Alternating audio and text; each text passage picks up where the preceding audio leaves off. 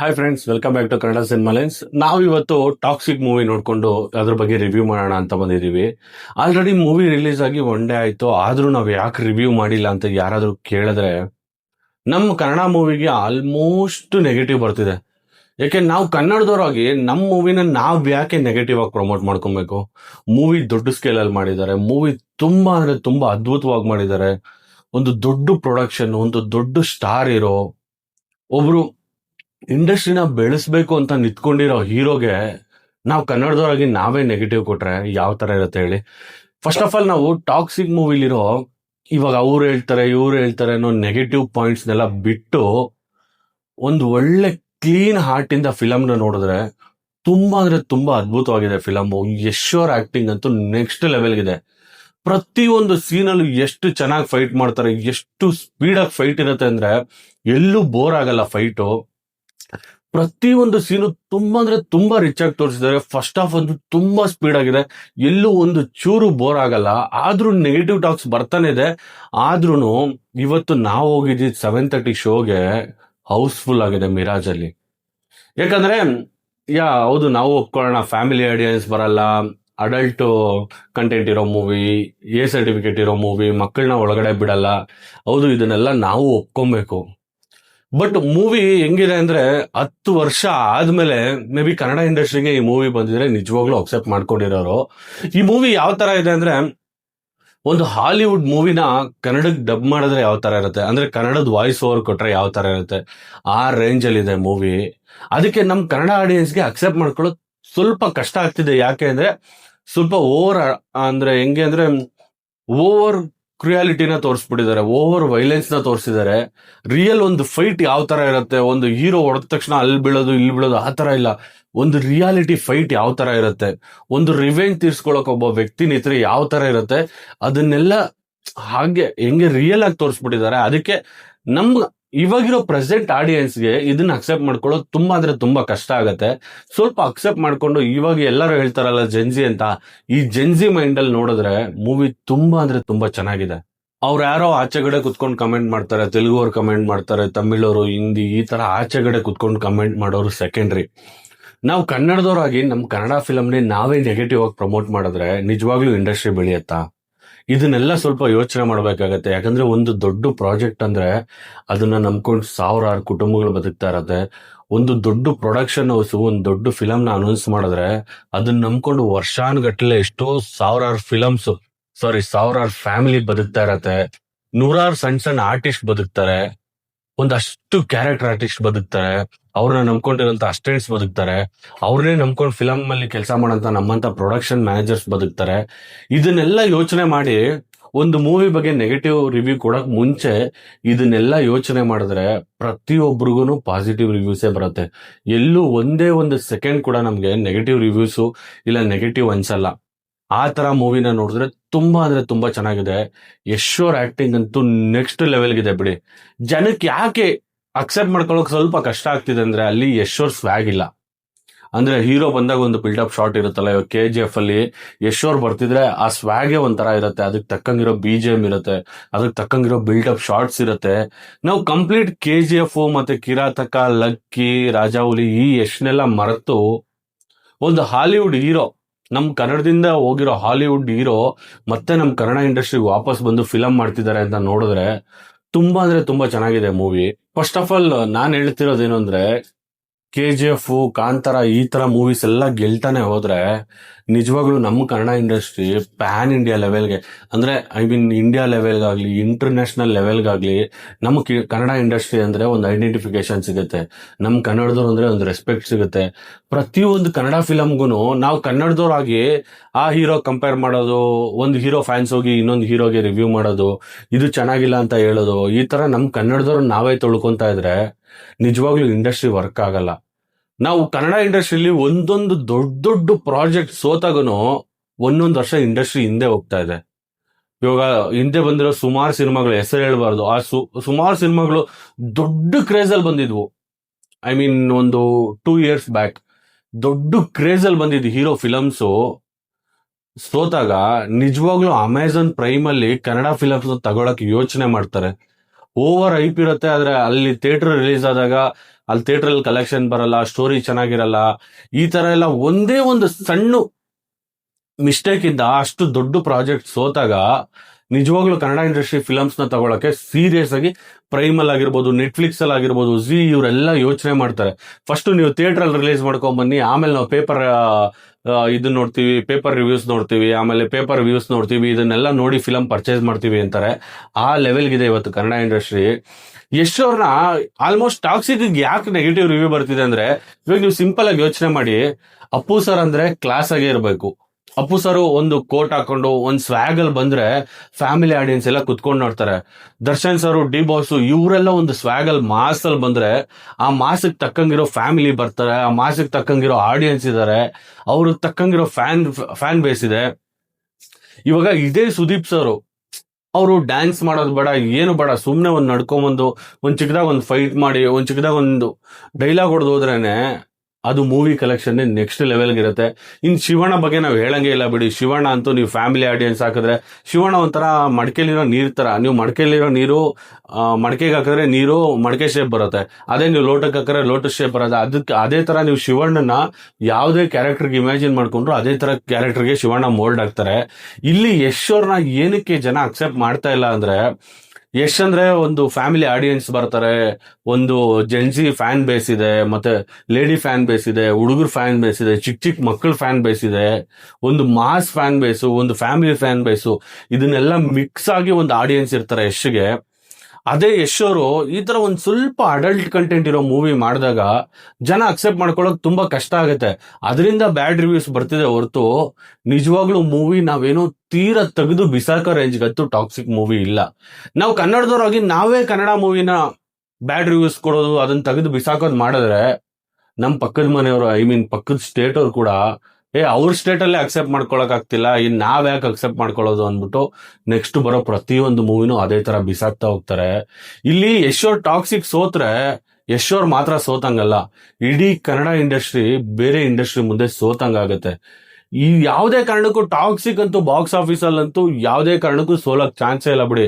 Already ಅದಕ್ಕೆ ತಕ್ಕಂಗಿರೋ business ಆಗಿದೆ, ಅದಕ್ಕೆ ತಕ್ಕಂಗಿರೋ ರೈಟ್ಸ್ ನ ಸೇಲ್ ಮಾಡಿದ್ದಾರೆ, ಅದಕ್ಕೆ ತಕ್ಕಂಗಿರೋ ಪ್ರಾಫಿಟ್ ಎಲ್ಲ ಆಲ್ಮೋಸ್ಟ್ ಬಂದಿದೆ.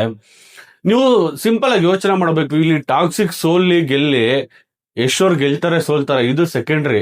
ಆದ್ರೆ ಅದರಿಂದ KVN ಅಂತ ದೊಡ್ಡ ಪ್ರೊಡಕ್ಷನ್ ಇದೆ. ನಾವು KVN ಅವ್ರನ್ನ ನೋಡಿದ್ರೆ ತುಂಬಾ ದೊಡ್ಡ ದೊಡ್ಡ ಪ್ರಾಜೆಕ್ಟ್ಸ್ ಮಾಡ್ತಿದ್ದಾರೆ. ಇವಾಗ KVN ಅವರು KD ಮಾಡಿದ್ರು, ನೆಕ್ಸ್ಟ್ ದರ್ಶನ್ ಸರ್ ಜೊತೆ ಒಂದು ಪ್ರಾಜೆಕ್ಟ್ ಮಾಡ್ತಿದ್ದಾರೆ, ವಿಜಯ್ ಅವ್ರ ಜೊತೆ ಆಲ್ರೆಡಿ ಜನನಾಯಕನ್ ಅಂತ ಒಂದು ಪ್ರಾಜೆಕ್ಟ್ ಮಾಡಿದ್ರು, ರಜನಿಕಾಂತ್ ಅವ್ರ ಜೊತೆ ಒಂದು ಪ್ರಾಜೆಕ್ಟ್ ಅನೌನ್ಸ್ ಮಾಡ್ತಾ ಇದ್ದಾರೆ, ಮತ್ತೆ ಚಿರಂಜೀವಿ ಅವ್ರ ಜೊತೆ ಒಂದು ಪ್ರಾಜೆಕ್ಟ್ ಅನೌನ್ಸ್ ಮಾಡ್ತಿದ್ದಾರೆ, ತೆಲುಗು ಸ್ಟಾರ್ ನಿತಿನ್ ಜೊತೆ ಒಂದು ಪ್ರಾಜೆಕ್ಟ್ ಅನೌನ್ಸ್ ಮಾಡ್ತಿದ್ದಾರೆ. ಇವ್ರು ಆಲ್ಮೋಸ್ಟ್ KVN ಎಲ್ಲ ಈ ತರ ದೊಡ್ಡ ದೊಡ್ಡ ಪ್ರಾಜೆಕ್ಟ್ಸ್ಗೆ ಕೈ ಹಾಕ್ಬೇಕಾದ್ರೆ ನಾವೇ ಕನ್ನಡದವರಾಗಿ ನಾವೇ ನಮ್ಮ ಪ್ರೊಡ್ಯೂಸರ್ಗೆ ಸಪೋರ್ಟ್ ಮಾಡಿಲ್ಲ ಅಂದ್ರೆ ನಿಜವಾಗ್ಲೂ ಕನ್ನಡ ಇಂಡಸ್ಟ್ರಿ ಬೆಳೆಯೋದು ತುಂಬಾ ಅಂದ್ರೆ ತುಂಬಾ ಕಷ್ಟ ಆಗತ್ತೆ. ಇದನ್ನೆಲ್ಲ ಯೋಚನೆ ಮಾಡಿ ನೆಗೆಟಿವ್ ರಿವ್ಯೂಸ್ ಹಾಕೋರು, ನೆಗೆಟಿವ್ ಕಮೆಂಟ್ಸ್ ಹಾಕೋರು, ಇದನ್ನೆಲ್ಲ ಯೋಚನೆ ಮಾಡಿ ಕಮೆಂಟ್ಸ್ ರಿವ್ಯೂಸ್ ಹಾಕಿದ್ರೆ ತುಂಬಾ ಚೆನ್ನಾಗಿರತ್ತೆ. ಇವಾಗ ಯಾವ ತರ ಆಗ್ಬಿಟ್ಟಿದೆ ಅಂದ್ರೆ, ಈ ವಿಡಿಯೋ ನೋಡಿ ಸುಮಾರು ಜನ ಕಮೆಂಟ್ ಹಾಕ್ಬೋದು ಇದಕ್ಕೆ, ಇಲ್ಲ ಯಶ್ ಅವ್ರದ್ದು ಫಿಲಮ್ ಚೆನ್ನಾಗಿಲ್ಲ, ಬಕೆಟ್ ಹಿಡಿತಾವ್ರೆ, ಅದು ಇದು. ಸರ್, ನಾನು ಒಬ್ಬ ಪ್ರೊಡಕ್ಷನ್ ಮ್ಯಾನೇಜರ್ ಆಗಿ ಸಿನಿಮಾದಲ್ಲಿ ಅನ್ನ ತಿಂತಾ ಇದ್ದೀನಿ. ನಾನು ಸಿನಿಮಾಗೆ ಮೋಸ ಮಾಡಿದ್ರೆ ಮುಂದೆ ಒಂದಿನ ಸಿನಿಮಾ ನನಗೆ ಮೋಸ ಮಾಡುತ್ತೆ. ಸರ್, ಯಾವತ್ತು ಕೆಟ್ಟ ಸಿನಿಮಾ ಅಂತ ಯಾರು ಮಾಡಲ್ಲ. ಪ್ರತಿಯೊಂದು ಡೈರೆಕ್ಟರ್ ಆಗ್ಲಿ, ಪ್ರತಿಯೊಂದು ಹೀರೋ ಆಗ್ಲಿ, ಪ್ರತಿಯೊಂದು ಆರ್ಟಿಸ್ಟು, ಪ್ರೊಡ್ಯೂಸರು ಎಲ್ಲ ಒಳ್ಳೆ ಸಿನಿಮಾ ಮಾಡ್ಬೇಕು ಅಂತಾನೆ ಇಂಡಸ್ಟ್ರಿಗೆ ಬರ್ತಾರೆ, ಒಳ್ಳೆ ಸಿನಿಮಾನೇ ಮಾಡ್ತಾರೆ. ಬಟ್ ರಿಲೀಸ್ ಆಗಿರೋ ಟೈಮ್ ಬೇರೆ ತರ ಇರುತ್ತೆ, ರಿಲೀಸ್ ಆಗಿರೋ ಟೈಮು ರಿಲೀಸ್ ಆಗಿರೋ ಇಯರ್ ಬೇರೆ ತರ ಇರುತ್ತೆ, ಆ ಸಿಚುವೇಶನ್ ಬೇರೆ ತರ ಇರುತ್ತೆ, ಎಲ್ಲೋ ಒಂದ್ ಕಡೆ ಫೈನಾನ್ಸ್ ಪ್ರಾಬ್ಲಮ್ ಆಗಿರುತ್ತೆ. ಇದರಿಂದ ಎಲ್ಲ ಫಿಲಮ್ ಸೋತಿರುತ್ತೆ ಹೊರತು ತೀರಾ ಕೆಟ್ಟದಾಗಿರೋ ಫಿಲಮ್ ಬಂದ್ರೆ 100% ರಿಜೆಕ್ಟ್ ಮಾಡಿ, ಅದ್ರಲ್ಲಿ ತಪ್ಪೇ ಇಲ್ಲ. ಒಳ್ಳೆ ಪ್ರಾಜೆಕ್ಟು, ಒಳ್ಳೆ ದೊಡ್ಡ ಹೀರೋ, ಇವರೆಲ್ಲ ಒಳ್ಳೊಳ್ಳೆ ಪ್ರಾಜೆಕ್ಟ್ ಮಾಡಿದಾಗ ನಾವೇ ರಿಜೆಕ್ಟ್ ಮಾಡಿದ್ರೆ ನಾವು ತಿನ್ನೋ ಅನ್ನಕ್ಕೆ ನಾವೇ ಮಣ್ಣಾಕೊಂಡಾಗಿರತ್ತೆ. ಇದನ್ನೆಲ್ಲ ಸ್ವಲ್ಪ ಯೋಚನೆ ಮಾಡಿ ಆಮೇಲೆ ನಾವು ರಿವ್ಯೂಸ್ ಹಾಕೋರು ಯೋಚನೆ ಮಾಡಿ ರಿವ್ಯೂಸ್ ಬರೆದ್ರೆ ಚೆನ್ನಾಗಿರತ್ತೆ, ಕಮೆಂಟ್ಸ್ ಹಾಕಿದ್ರೆ ಚೆನ್ನಾಗಿರತ್ತೆ. ಇವಾಗ ಇದೇ ಟಾಕ್ಸಿಕ್ ಮೂವಿ ನೀವು ಇನ್ನು 10 ವರ್ಷ ಆದ್ಮೇಲೆ ನೋಡಿ, ಆ ಟೈಮ್ಗೆ ಅದು ಸೂಪರ್ ಹಿಟ್ ಮೂವಿ ಆಗಿರತ್ತೆ. ಯಾಕಂದ್ರೆ ಅವರು ಫ್ಯೂಚರ್ನ ಯೋಚನೆ ಮಾಡಿ ಮುಂದೆ ಬರೋ ಮೂವೀಸ್ ಯಾವ ತರ ಇರುತ್ತೆ, ಯಾವ ಸ್ಕೇಲಲ್ಲಿ ಮಾಡಬೇಕು, ಯಾವ ಜಾನರಲ್ಲಿ ಮಾಡಬೇಕು, ಇದನ್ನೆಲ್ಲ ಪ್ರತಿಯೊಂದು ತಲೆಯಲ್ಲಿ ಇಟ್ಕೊಂಡು ಟಾಕ್ಸಿಕ್ ಅಂತ ದೊಡ್ಡ ಪ್ರಾಜೆಕ್ಟ್ ಮಾಡಿದ್ದಾರೆ. ಇವಾಗ ನಾನು ಹಳೆ ವಿಡಿಯೋದಲ್ಲೂ ಹೇಳಿದೆ, ಯಶ್ ಅವರು ಡಿಸೈಡ್ ಮಾಡಿದ್ರೆ ಬಾಂಬೆಗೋ ಇಲ್ಲ ರಾಮೋಜಿ ಫಿಲಂ ಸಿಟಿಗೋ ಎಲ್ಲೆಲ್ಲೋ ಹೋಗಿ ಈ ಫಿಲಮ್ನ ಶೂಟ್ ಮಾಡ್ಕೊಂಡ್ ಬರ್ಬೋದಿತ್ತು. ಯಶ್ ಅವ್ರಿಗೆ ಏನ್ರಿ ಹಣೆ ಬರ, ಬೆಂಗಳೂರಲ್ಲೇ ಸೆಟ್ ಹಾಕಿ ಬೆಂಗಳೂರವ್ರಿಗೆ ಕೆಲಸ ಕೊಡಬೇಕು. ಪ್ರತಿಯೊಂದು ಸ್ಟೇಟಿಂದ ಸ್ಟೇಟಿಂದ ದೊಡ್ಡ ದೊಡ್ಡ ಸ್ಟಾರ್ಸ್ ನಮ್ಮ ಬೆಂಗಳೂರಿಗೆ ಬರಬೇಕು, ಇಲ್ಲಿ ದೊಡ್ಡದಾಗಿ ಪ್ರಮೋಷನ್ ಮಾಡಬೇಕು, ಇಲ್ಲಿ ನಮ್ಮ ಕನ್ನಡ ಇಂಡಸ್ಟ್ರಿನ ಎಲ್ಲ ಗುರ್ತಿಡಿಬೇಕು ಅಂತ ಅಷ್ಟೆಲ್ಲ ಕಷ್ಟಪಡ್ತಿದಾರಲ್ಲ. ನಾವೇ ಯಶ್ ಅವ್ರಿಗೆ ಸಪೋರ್ಟ್ ಮಾಡಿಲ್ಲ ಅಂದ್ರೆ ಇನ್ ಯಾರು ತಾನೇ ಸಪೋರ್ಟ್ ಮಾಡ್ತಾರೆ? ಇವಾಗ ನೀವು ಸಿಂಪಲ್ ಆಗಿ ಯೋಚನೆ ಮಾಡಿ, ಯಶ್ ಅವರು ಅವಾಗ ಯಾವ್ದೋ ಒಂದು ಪ್ರೆಸ್ ಮೀಟ್ ಅಲ್ಲಿ ಹೇಳ್ಬೇಕಾದ್ರೆ ಏನೋ ಅಲ್ಲಿರೋ ಪ್ರೆಸ್ ಅವರು ಯಾರ್ಯಾರೋ ತುಂಬಾ ಕಾಂಟ್ರವರ್ಸಿ ಮಾಡಕ್ ಟ್ರೈ ಮಾಡ್ತಾರೆ. ಅವ್ರಿಗೆ ಆ ಕ್ವಶನ್ಸ್ ಈ ಕ್ವಶನ್ಸ್ ಏನೇನೋ ಕೇಳಿ ಕಾಂಟ್ರವರ್ಸಿ ಮಾಡಕ್ ಟ್ರೈ ಮಾಡ್ತಾರೆ. ಅದೇ ಪ್ರೆಸ್ ಅವರು, ಅದೇ ಮೀಡಿಯಾದವರು ಇವತ್ತು ಯಶ್ ಒಂದೇ ಒಂದು ಬೈಟ್ ಕೊಟ್ಬಿಡ್ತಾರ ನಮ್ಗೆ, ಇಲ್ಲ ಸಣ್ಣದೊಂದು ಇಂಟರ್ವ್ಯೂ ಕೊಡ್ತಾರ ಅಂತ ಯೋಚನೆ ಕಾಯ್ತಾ ಕೂತಿರ್ತಾರೆ. ಒಬ್ಬ ಯಶ್ ಅವರು ಮೆಜೆಸ್ಟಿಕ್ AMB ಮಾಲ್ಗೆ ಬರ್ತಾರೆ ಅಂದ್ರೆ ಇಡೀ ಮಾಲ್ ನ ಕ್ಲೋಸ್ ಮಾಡ್ತಾರೆ. ಯಶ್ ಅವ್ರಿಗೋಸ್ಕರ ನಾನು ಹೇಳ್ತಿರೋದು, ಇಡೀ ಮಾಲ್ ನ ಕ್ಲೋಸ್ ಮಾಡ್ತಾರೆ. ಯಾವುದೇ ತರ ಪ್ರಮೋಷನ್ಗೆ ಹೋಗ್ದಿದ್ದಂತ ನಯನ್ತಾರ ಅವರು ಯಶ್ ಅವ್ರಿಗೋಸ್ಕರ ಬೆಂಗಳೂರಿಗೆ ಬರ್ತಾರೆ ಪ್ರಮೋಷನ್ಗೆ. ನೀವ್ ಯಾವ್ದಾದ್ರು ಲ್ಯಾಂಗ್ವೇಜ್ ಅಲ್ಲಿ ನೋಡಿ, ಪ್ರೀ ರಿಲೀಸ್ ಇವೆಂಟ್ ಇಲ್ಲ ಆಡಿಯೋ ಫಂಕ್ಷನ್ ಯಾವ ಲ್ಯಾಂಗ್ವೇಜ್ ಅಲ್ಲಾದ್ರೂ ನೋಡಿ, ಟಾಕ್ಸಿಕ್ ಮೂವಿಗೆ ನಯನ್ತಾರ ಅವ್ರು ಎಲ್ಲೂ ಪ್ರಮೋಷನ್ಗೆ ಹೋಗಲ್ಲ, ಬೆಂಗಳೂರಿಗೆ ಪ್ರಮೋಷನ್ ಬರ್ತಾರೆ. ಯಾಕಂದ್ರೆ ಯಶ್ ಅವರು ಕೇಳಿದ ಒಂದೇ ಒಂದು ರಿಕ್ವೆಸ್ಟ್ಗೋಸ್ಕರ ಅಲ್ಲಿಂದ ನಯನ್ತಾರ ಅವರು ಬೆಂಗಳೂರಿಗೆ ಬಂದು ಯಶ್ ಅವ್ರಿಗೆ ಪ್ರಮೋಷನ್ ಮಾಡ್ಕೊಟ್ಟು ಹೋಗ್ತಾರೆ. ಯಾವ್ದೋ ದೊಡ್ಡ ಮೀಡಿಯಾ ಚಾನಲ್ ಅಲ್ಲಿ ಕುತ್ಕೊಂಡು ಅವ್ರು ಯಾರೋ ಮೀಡಿಯಾದವರು ಯಾವ್ದೋ ಒಂದು ಇಂಟರ್ವ್ಯೂ ಅಲ್ಲಿ ಕನ್ನಡ ಅಂತ ಅಂದಾಗ, ಸಾರಿ ಸರ್ ಕನ್ನಡ ಅಲ್ಲ ಅದು ಕನ್ನಡ, ಭಾವನೆಗಳಿಗೆ ಬೆಲೆ ಕೊಡಿ, ಕನ್ನಡ ಅಂದ್ರೆ ಒಂದು ಭಾವನೆ, ಒಂದು ಎಮೋಷನಲ್ ಅಂತ ಎಷ್ಟು ಧೈರ್ಯವಾಗಿ ಹೇಳ್ತಾರೆ. ಇಂಥ ಸ್ಟಾರ್ನ ನಾವು ಉಳಿಸ್ಕೊಬೇಕು. ಇವತ್ತು ನಾವೆಲ್ಲ ದರ್ಶನ್ ಸರ್ ಫ್ಯಾನ್ಸ್ ಆಗಿರ್ಬೋದು, ಅಪ್ಪು ಸರ್ ಫ್ಯಾನ್ಸ್ ಆಗಿರ್ಬೋದು, ಯಶ್ ಅವ್ರ ಫ್ಯಾನ್ಸ್ ಆಗಿರ್ಬೋದು, Shivanna fans, Sudeep sir fans, Dhruva ಅವ್ರ ಫ್ಯಾನ್ಸು, ಡಾಲಿ ಅವ್ರ ಫ್ಯಾನ್ಸು, ಪ್ರತಿಯೊಬ್ರು ನಾವ್ ಇವಾಗ ಯಶ್ ಅವ್ರಿಗೆ ಸಪೋರ್ಟ್ ಮಾಡಿದ್ರೆ ಮುಂದೆ ನಮ್ಮ ಹೀರೋಗಳು ಫಿಲಂ ರಿಲೀಸ್ ಆದಾಗ ಪ್ರತಿಯೊಬ್ಬ ಆಡಿಯನ್ಸು ಅದೇ ತರ ಸಪೋರ್ಟ್ ಮಾಡ್ತಾರೆ. ಯಾವುದೇ ಕಾರಣಕ್ಕೂ ಹೇಳ್ತೀನಿ, ಟಾಕ್ಸಿಕ್ ನ ಯಾವುದೇ ಕಾರಣಕ್ಕೂ ಸೋಲಕ್ ಬಿಡಬಾರ್ದು. ಯಾಕಂದ್ರೆ ಆಡಿಯನ್ಸ್ ನ ನಂಬಿ ಎಲ್ಲಾ ಫಿಲಮು ಶುಕ್ರವಾರ ರಿಲೀಸ್ ಆಗುತ್ತೆ, ಗುರುವಾರ ರಿಲೀಸ್ ಆಗುತ್ತೆ, ಇಲ್ಲ ಯಾವ್ದಾದ್ರು ದೊಡ್ಡ ದೊಡ್ಡ ಮೇಜರ್ ಹಾಲಿಡೇಸ್ ಇದ್ರೆ ಆ ಟೈಮಲ್ಲಿ ರಿಲೀಸ್ ಆಗುತ್ತೆ. ಯಶ್ ಅವರು ನಮ್ಮನ್ನ ನಂಬಿ, ಆಡಿಯನ್ಸ್ ನ ನಂಬಿ, ಫ್ಯಾನ್ಸ್ ನ ನಂಬಿ ಬುಧವಾರ ಫಿಲಂ ರಿಲೀಸ್ ಮಾಡ್ತಾರೆ. ಅವ್ರಿಗೆ ಎಷ್ಟು ನಂಬಿಕೆ ಇರ್ಬೇಕು ಅವ್ರ ಫ್ಯಾನ್ಸ್ ಮೇಲೆ. ನಾವೇ ಫಿಲಂ ನೋಡಿಲ್ಲ ಅಂದ್ರೆ ಇನ್ಯಾರು ನೋಡ್ತಾರೆ? ನಮ್ಮ ಕನ್ನಡ ಸಿನಿಮಾನ ನಾವು ಗೆಲ್ಸ್ಕೊಬೇಕು.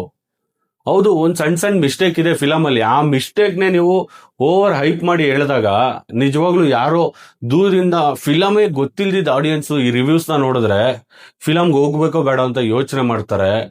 ಏನೋ ಒಂದ್ ₹100 ಅವ್ರ ಟಿಕೆಟ್ ಇಂದ ಏನೋ ಪ್ರೊಡ್ಯೂಸರ್ ಬದುಕೊಂಡು ಹೋಗ್ತಾರೆ. ಅದನ್ನ ಬಿಟ್ಟು ನಾವು ಕೊಡೋ ಒಂದ್ ಸಣ್ಣ ರಿವ್ಯೂ ಇಂದ ಒಂದ್ ₹100 ಟಿಕೆಟೋ ಇಲ್ಲ 10 ಜನ ಸೇರಿದ್ರೆ ₹1000 ಆಗತ್ತೆ. ಅದೇ 100 ಜನ ಸೇರಿದ್ರೆ ಒಂದಷ್ಟು ದೊಡ್ಡ ಅಮೌಂಟ್ ಆಗತ್ತೆ. ಇದನ್ನೆಲ್ಲ ನಾವೇ ಒಂದ್ ಸಣ್ಣ ರಿವ್ಯೂ ಕೊಟ್ಟು ನಾವೇ ಕಲ್ಲಾಕಿ ಹೊಡೆದಂಗಿರತ್ತೆ. ನಮ್ಮ ಕನ್ನಡ ಸ್ಟಾರ್ ರೀ, ನಾವು ಬೆಳೆಸೋಣ. ನಮ್ಮ ಯಶ್ನ ನಾವು ಬೆಳೆಸಿದ್ರೆ ಇನ್ ಯಾರು ಬೆಳೆಸ್ತಾರೆ? ಯಶ್ ಅವ್ರಿಗೆ ನಾವು ಪ್ರತಿಯೊಬ್ರು ಕನ್ನಡ ಸಿನಿಮಾ ಫ್ಯಾನ್ಸ್ ಆಗ್ಲಿ, ಕನ್ನಡ ಆಡಿಯನ್ಸ್ ಆಗ್ಲಿ, ಪ್ರತಿಯೊಂದು ಸ್ಟೇಟ್ ಅಲ್ಲಿ ಇರೋ ಆಡಿಯನ್ಸ್ ಆಗ್ಲಿ ಯಶ್ ಅವ್ರಿಗೆ ಸಪೋರ್ಟ್ ಮಾಡ್ಲೇಬೇಕು. ಈ ಟೈಮಲ್ಲಿ ಯಶ್ ಅವ್ರಿಗೆ ಗೆದ್ರೆ ನಮ್ಮ ಇಂಡಸ್ಟ್ರಿ ಗೆದ್ದಂಗೆ, ನಮ್ಮ ಕನ್ನಡ ಇಂಡಸ್ಟ್ರಿ ಗೆದ್ದಂಗೆ, ನಮ್ಮ ಇಂಡಿಯನ್ ಫಿಲಂ ಗೆದ್ದಂಗೆ. ಒಂದು ಹಾಲಿವುಡ್ ರೇಂಜ್ ಅಲ್ಲಿ ಮಾಡಿರೋ ಫಿಲಂನ ಯಾವ್ದೋ ಸಣ್ಣ ರಿವ್ಯೂಸ್ ನ ಕೊಟ್ಟು ಹಾಳು ಮಾಡೋದು ಬೇಡ. ಪ್ರತಿಯೊಬ್ರು ಥಿಯೇಟರ್ಗೆ ಹೋಗಿ ನೋಡಿ. ಇವಾಗ ರಿಲೀಸ್ ಆದಾಗ 1200, 1500 ಆ ರೇಂಜ್ ಅಲ್ಲಿ ಇರ್ಬೋದು ಟಿಕೆಟ್. ಇವತ್ತು ಕಡಿಮೆ ಆಗಿದೆ ರೇಟು, ನಾಳೆ ಇನ್ನು ವೀಕೆಂಡ್ ಆದಾಗ ಒಂಚೂರು ಜಾಸ್ತಿ ಆಗ್ಬೋದು.